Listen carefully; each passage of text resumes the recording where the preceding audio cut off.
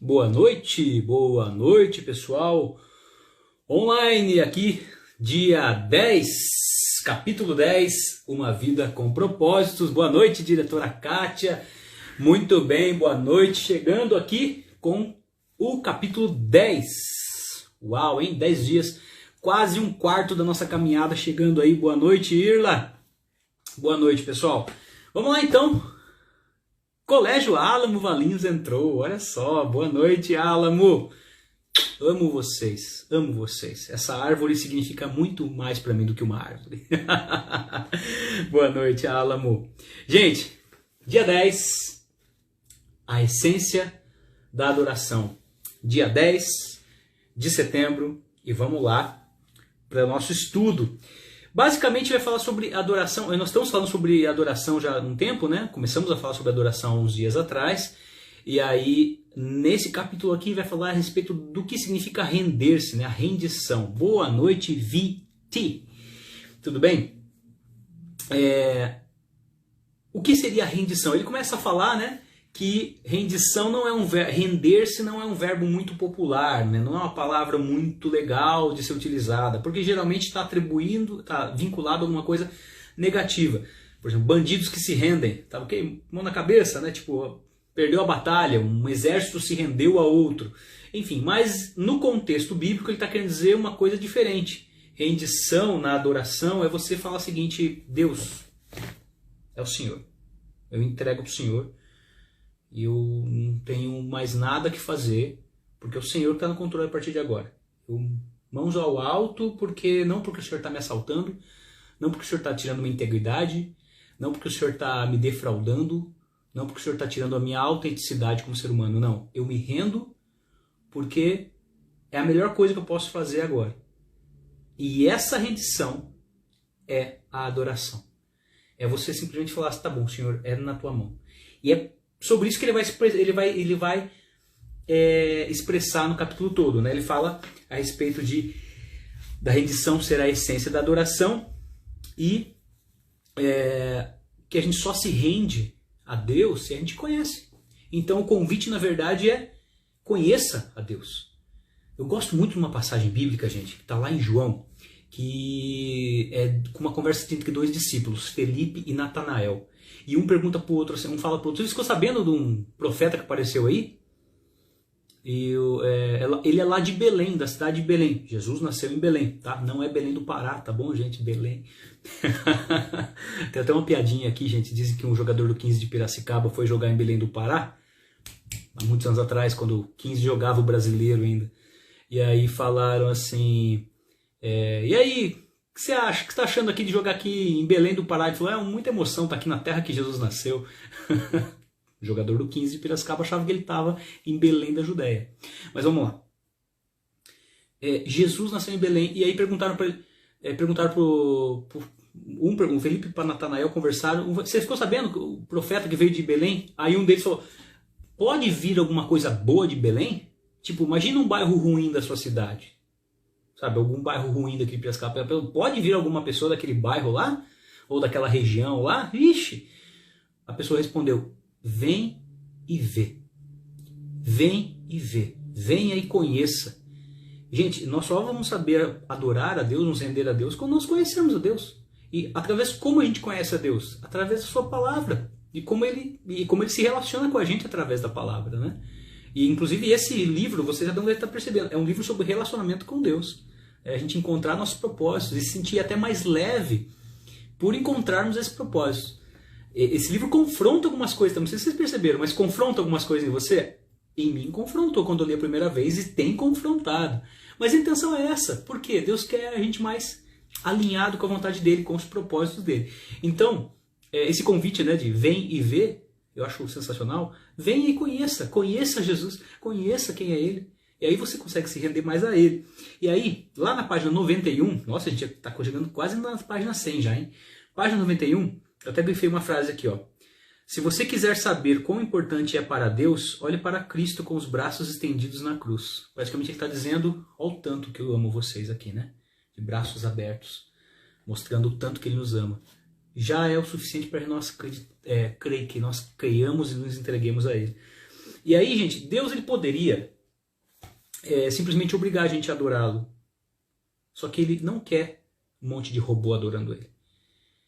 Ele não quer... Eu sempre falo com meus alunos, eu dou aula de educação emocional, né, reflexão cristã para os alunos, eu falo assim, gente, Deus, ele poderia ser um ditador. Ele poderia. Só que ele não seria Deus, ele não seria um Deus de amor.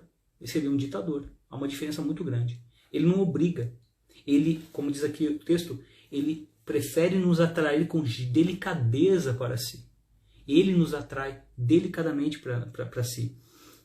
De modo que nós nos ofereçamos voluntariamente. Tem até uma música que fala pela cruz, né? Pela cruz me salvou, gentilmente me atraiu, né? Gentilmente me atraiu e eu, quebrantado, né? A música diz isso.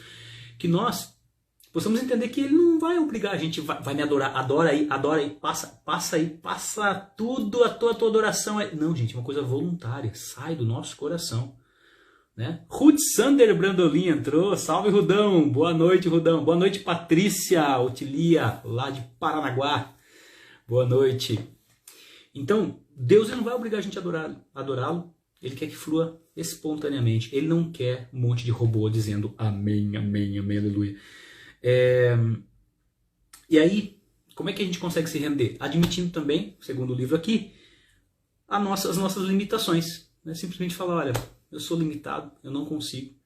E aí o texto diz aqui, o desejo de ter o controle total é a causa de tanto estresse em nossa vida. Nós queremos ter o controle de absolutamente tudo.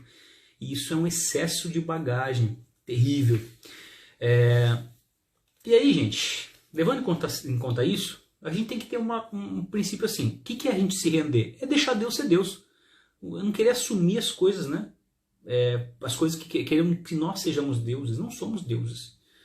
Deus é Deus. Deixa Deus ser Deus na sua vida. Essa frase eu acho muito legal. Eu ouço desde a minha adolescência praticamente. Deixa Deus ser Deus.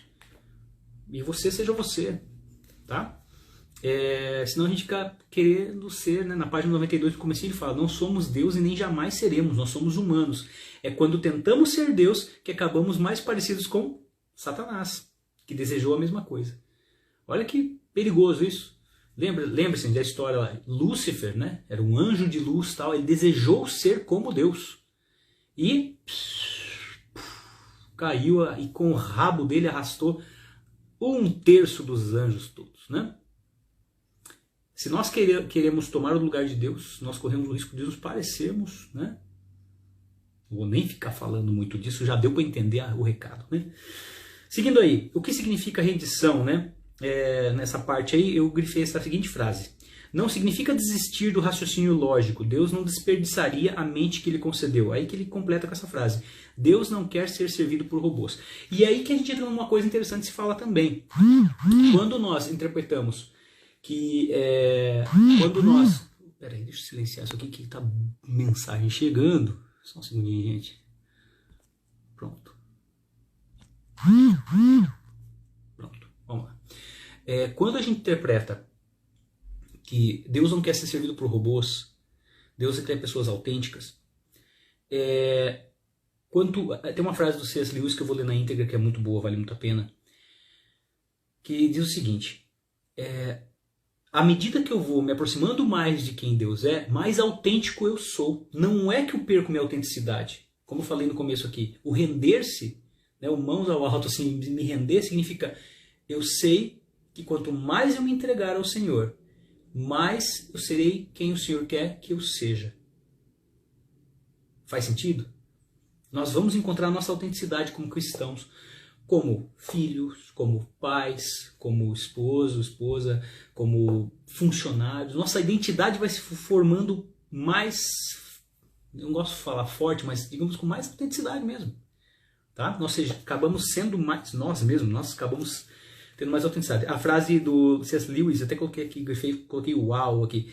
Quanto mais deixamos que Deus assuma o controle sobre nós, mais autênticos nos tornamos, pois foi Ele quem nos fez. Ele inventou todas as diferentes pessoas que eu e você tensionávamos ser. É quando me volto para Cristo, quando me entrego à personalidade dele, que pela primeira vez começo a ter minha própria e real personalidade. Legal, né? Vamos seguir então. Daí ele fala sobre Pedro, gente. Pedro, ele se rendeu. Por quê? Pedro, gente, como é que... Não sei se vocês lembram, quando tem essa referência. São Pedro, como é que ele começou a seguir Jesus? A partir da pesca milagrosa. Ele pescou a noite inteira, a madrugada inteira, estavam lá no barco, estavam recolhendo as redes, iam acabar pescando. Gente, a pesca de Pedro não era uma pesca esportiva.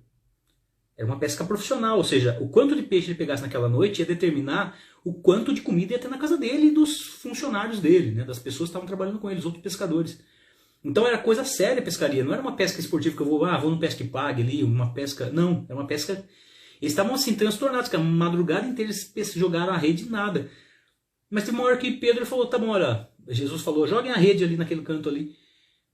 Jesus falou isso para eles, Pedro falou, olha, a gente pescou a noite inteira, mas sobre a sua palavra eu vou lançar as redes. Mesmo Pedro, sem conhecer Jesus, ele se rendeu às palavras daquele homem. E aí vocês sabem da história, precisou até chamar outro barco para poder puxar a rede, que estava até arrebentando de tanto peixe que tinha.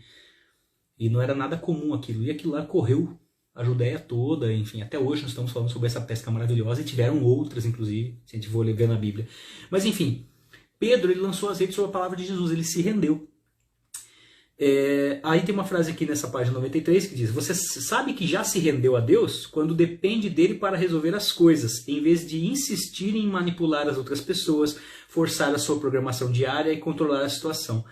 Renuncie e deixe a Deus trabalhar. Você não precisa estar sempre no controle. Gente, faz isso agora, ó. Faz isso aqui, ó. Se você não fizer com a mão, faz mentalmente. Tira o peso das costas. Você não precisa carregar esse fardo. A Bíblia fala que o meu fardo é leve, meu jugo é suave. Jesus disse isso, né? Então ele tira nosso fardo. Quando a gente se rende aí, ele fala assim, Senhor, agora o problema é todo teu. Eu me rendo. Adorar é isso. Você fala, Senhor, entrega na tua mão. Sabe aquela coisa, entregar na tua mão? Diretora Kátia, você já sabe que se rendeu a Deus quando depende dele para resolver as coisas. Está escrito exatamente. Legal. Em vez de nós insistirmos em manipular as pessoas do nosso jeito, muitas vezes forçando que a razão é do meu jeito. Exatamente essa parte nós estávamos discutindo aqui, né? Às vezes a gente fica travando, né? Que não, tem que ser tudo do meu jeito. Não. Me lembrei até de uma música aqui que vale a pena, quem quiser ouvir um dia, chama Estante da Vida. É isso aí, acho que é Estante da Vida, da Heloísa Rosa. Que ela fala assim, busco na vida tantas coisas que nem sei por que razão. Eu fortaleço a minha vontade para que tudo aconteça do meu jeito. Procuro enquanto acredito, persisto até chegar ao fim, para descobrir lá no final que foi como correr atrás do vento. Aí o refrão fala, o que eu preciso os homens não podem dar, o que eu preciso a prata não vai comprar, o que eu preciso o mundo não pode dar, o que eu preciso é me encontrar contigo. Acabou repetindo, né, Kátia? Mas não, beleza, exatamente, estamos na mesma... Isso aqui é sintonia. Isso aqui tá na mesma sintonia. Quero mandar um abraço pro seu filho, inclusive, viu, Kátia? Eu sei que ele deve estar assistindo a gente lá em Tampa, Flórida, né? Ele tá lá, né? Ele me mandou, a gente tá conversando pelo WhatsApp, ele tá acompanhando as lives. Um abraço, viu, Luiz? Tá lá na Flórida. Gente, essa live tá chegando em lugares que a gente nem imaginava, gente. Quando eu imaginei isso aqui, eu imaginei que estaria só eu online. Eu pra mim mesmo. Eu ia fazer pra mim mesmo essa live aqui. E tá abençoando tanta gente. Fico muito feliz com isso. Um abraço pro Luiz aí, lá da Flórida. Vamos lá. E também você sabe que se rendeu a Deus quando você não reage mais às críticas e não tem o ímpeto de se defender. Falaram mal de você? Beijinho no ombro pro recalque passa longe, meu amigo. Vida que segue. Não tem aquela coisa de querer se defender, de querer arrumar briga. Deus, o Senhor tá vendo tudo. O Senhor tá vendo tudo. Eu não vou arrumar treta com essa pessoa. Eu não vou. Vou deixar. Acalma meu coração. Sabe? Tem hora que a gente tem que falar assim, ai Jesus, acalma meu coração, porque tem uma frase muito boa, assim, Senhor Jesus, me dá paciência, não me dá força, porque se der força, eu acabo com a cara dessa pessoa, né? Então, assim, tem hora que a gente tem que falar, meu Deus, me dá uma paciência, senão... Tem hora que a gente tem que entregar para Deus. Isso é se render. Se renda a Deus, adore a Deus, fala, Senhor, entrego para o Senhor, senão a casa vai cair. Continuando aqui na página 95, caminhando para o final, eu grifei a seguinte frase. Deus escolheu Maria para ser a mãe de Jesus, não por causa de seu talento, riqueza ou beleza, mas porque ela já havia se rendido a ele. Gente, Maria foi uma das mulheres mais espetaculares que já existiu na Terra, vocês sabem disso. Todos nós sabemos da importância da Maria. Gente, mas é o privilégio dessa menina judia, virgem, de tantas outras meninas que tinham 17 anos ali, aquela faixa faixa etária. Quantas pessoas existiam naquele mesmo perfil? Ela deveria ter algo de especial. Ela tinha um coração que se rendeu a Jesus, que se rendeu a Deus, ok? E ela foi escolhida para ser a mãe do Salvador da humanidade. E aí, 2000 anos depois, nós estamos falando sobre ela. Gabriele Perolin, professor, que saudade, você faz muita falta. Beijo, Gabi. Beijo. Saudade da aula, saudade de estar perto de vocês. Se Deus quiser, logo logo estou de volta, não sei quando, vai depender do meu médico, mas saudade de vocês. Obrigado por você estar aqui na live, legal. Vamos lá, gente. E também, fechando aqui, adoração, né, e se entregar, né, se render, é a melhor forma de viver. E aí ele fala, aquilo que eu comentei na live dias atrás, se a gente se render a Deus, se a gente não adorar a Deus, a gente vai acabar adorando a outra coisa. A gente vai acabar se rendendo a outra coisa. Às vezes as opiniões ou expectativas dos outros, ao dinheiro, ao rancor, ao medo, ao orgulho, à luxúria ou ao nosso próprio ego, né? Tudo que não for adorar a Deus, você acaba tendo ídolos, né? Adorando a ídolos. E aí é legal isso aqui, gente. O que é rendição, no caso que ele está falando aqui? O que é essa adoração em forma de rendição? É uma coisa racional. Isso que eu acho sensacional. Não é uma coisa emocional, não é quando a pessoa chora, a pessoa se emociona e fala, olha, sabe, a pessoa sente um arrepio. Não. É uma coisa aqui, ó. Não é coração. Coração ele pode sentir tudo mais, mas é uma coisa consciente. Eu faço pensando conscientemente. Eu acho sensacional, gente, que o Evangelho... Eu vou falar uma palavra que pode ser bem pesada, tá? O Evangelho, a Bíblia, não é para otário. Não é para idiota. A Bíblia não é para qualquer pessoa simplesmente, tal, não é a história da carochinha. É um negócio que mexe tanto com o intelecto, mas o mais sensacional de tudo é que Jesus ele usou uma linguagem tão simples para falar para as pessoas, para os pequenininhos. Ele contava histórias, né, analogias. E por isso que as pessoas às vezes desprezam, nossa, essas historinhas de Jesus não é historinha, ele passava princípios eternos através de histórias simples, na linguagem popular. E aí tem um camarada que eu sou fã chamado Apóstolo Paulo de Tarso, né? Antes se chamava Saulo, né? Antes de cair do cavalo a caminho de Damasco. Paulo, ele falou em Romanos, capítulo 12, que seja o nosso culto racional, nossa maneira de servir a Deus seja um culto racional. O que é um culto racional? Você adorar a Deus conscientemente, não é com o coração, a emoção chorando, não. É consciente de quem você está adorando, né? Então, render a vida não é um impulso tolo da emoção, mas um ato inteligente e racional. E aí a gente fala, né, que Paulo ele teve um encontro, né, de rendição com Deus, né? Ele fala lá que ele, a caminho de Damasco, né, ele teve aquele encontro com aquela luz que derrubou ele, caiu por terra. A gente entende que ele está de cavalo, né, que se viajavam de cavalo naquela época. E não se fala na Bíblia que ele caiu do cavalo, mas a gente usa esse termo até hoje, né? Caiu do cavalo. Mas Paulo ele teve esse encontro com Jesus, mas ele foi sendo aperfeiçoado. E demorou muito para ser aperfeiçoado, né? Que Paulo era um perseguidor de cristãos, ele matava os cristãos. De repente ele virou um dos mais ferrenhos cristãos que já existiu. E aí aqui o livro fala, há o momento da rendição e também a prática da rendição, que ocorre a todo momento em nossa vida. Por isso que a gente tem que, de certa forma, se converter a Jesus toda vez, né? Que a gente para, pensa, fala, nossa, cometi burrada, sabe, vamos lá, como é que eu posso não errar de novo? E assim vai. E aí, gente, para terminar, eu quero deixar o versículo-chave que o autor deixou para a gente memorizar, que é Romanos 6,13, parte B.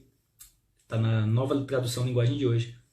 Entreguem-se completamente a Deus, para que Ele use vocês a fim de fazerem o que é direito. Beleza? É isso aí, gente. Esse foi o nosso 10º capítulo. Eu passei mais uma vez tempo, mas isso aí, encerrando a live de hoje. Amanhã às 5 da tarde, 17 horas, de Brasília, tá? Agora tem que falar assim de Brasília, que tem gente fora do Brasil. Daqui a pouco tem gente de outra região do Brasil também, que tem fuso diferente. Até lá, então, até amanhã, 5 da tarde. Deus abençoe. Bom final de semana! Sextou.